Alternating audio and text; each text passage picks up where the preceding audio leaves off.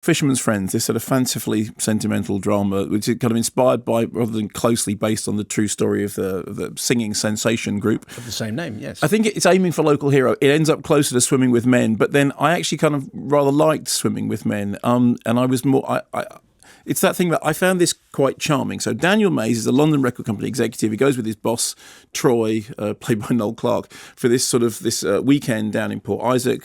Troy is played by Noel Clarke, who's decided to play Troy as a figure from American 70s exploitation cinema. And I could just imagine Noel going, this is how I'm doing it, and everyone else back off because I'm doing it this way, which is kind of fun.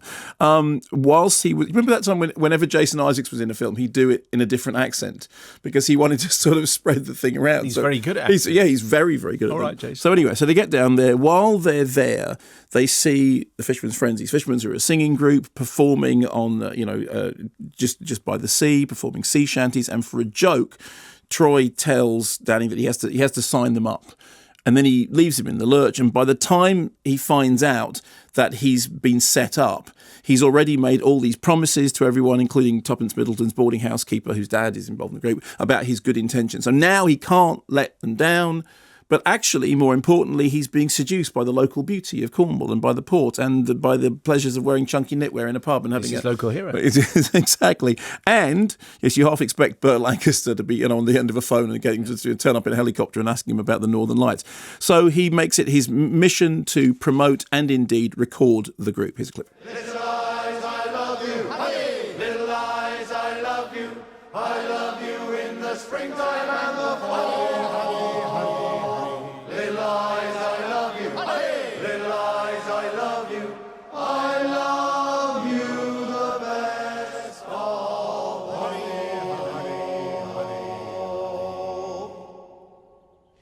What do you think? Hey, you all right? It sounds great. Although I was picking up a little bit of interference in the last verse. Might be me pacemaker. You don't want to be turning that off, Father. Okay, so you get the general tone of it. It's not subtle. It's not a hard-hitting documentary. It's one of those things in which its sense of authenticity is occasionally a little bit Ewan McGregor's accent in Brassed Off, and occasionally a little bit all the use of slang in The Englishman that went up the hill and came down a mountain.